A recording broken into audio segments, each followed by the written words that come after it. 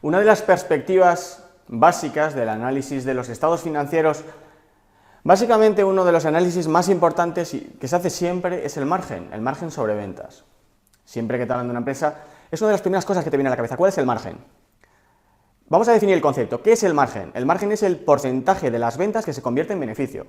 Como veremos, hay distintas magnitudes de margen. ¿Y por qué es muy interesante?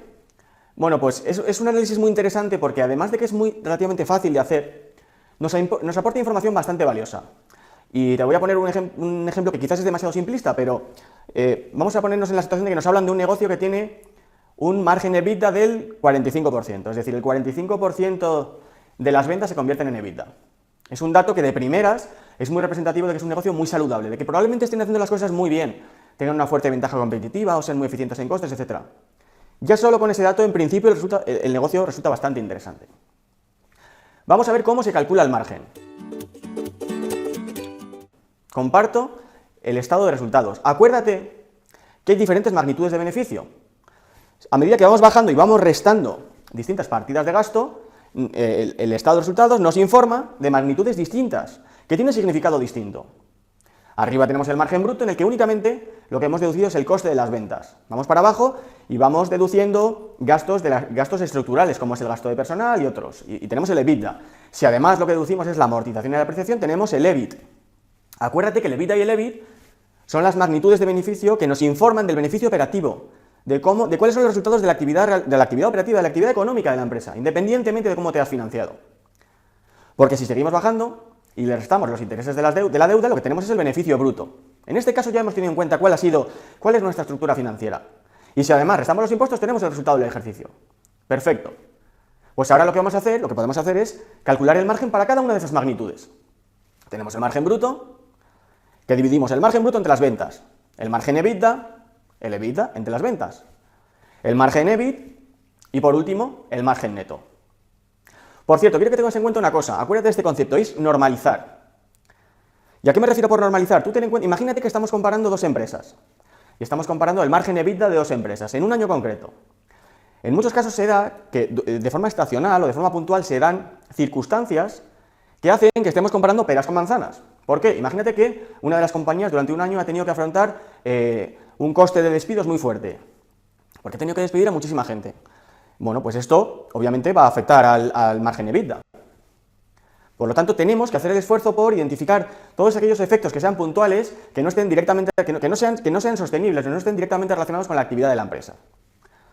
Ya conoces cuáles son las magnitudes del margen, el margen bruto, el margen EBITDA, el margen EBIT, el margen neto. Y ahora la pregunta es, bueno, ¿cuál vamos a utilizar en un caso o en otro?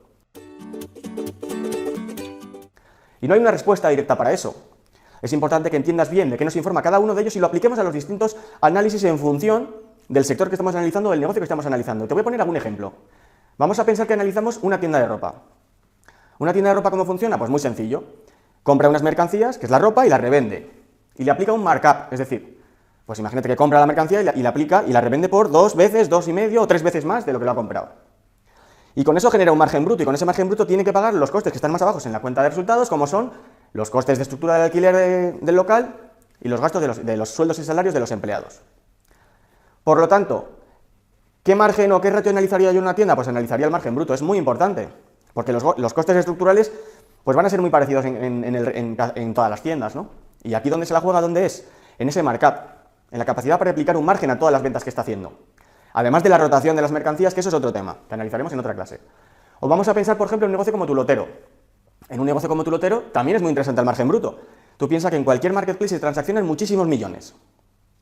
Y el objetivo del marketplace es, sobre ese dinero que se transacciona, quedarse lo más posible, es decir, maximizar el margen bruto. ¿Por qué? Porque la estructura de costes que va por debajo es muy liviana. El apalancamiento operativo, que es un concepto que analizaremos en otra clase, es muy alto. Pesan poco los gastos de estructura y básicamente lo que tienes que hacer es maximizar el margen bruto. Y cada punto porcentual que incrementes, ten en cuenta que se transaccionan muchos millones, pues tiene una enorme repercusión. Si pensamos, por ejemplo, en margen EBITDA o en margen EBIT, vamos a pensar en una industria. En una industria es un caso distinto a los que hemos analizado hasta ahora. Aquí sí que es muy importante y tienen un enorme peso los gastos de estructura de personal, la amortización de todo los inmovilizado, de toda la maquinaria que tiene la empresa. Por lo tanto, en este caso el margen bruto quizás nos informa menos, nos tenemos que ir más abajo, nos tenemos que ir al margen EBITDA o quizás mejor al margen EBIT. Y así también tenemos en cuenta la amortización de todos esos inmovilizados. Como veis, el objetivo, que entiendas bien cuáles son cada una de las magnitudes, que entiendas bien de qué nos informa cada uno de los ratios de margen, y que cuando analices un negocio siempre tengas en cuenta el margen y seas capaz de identificar cuál de ellos nos aporta información realmente valiosa para el análisis.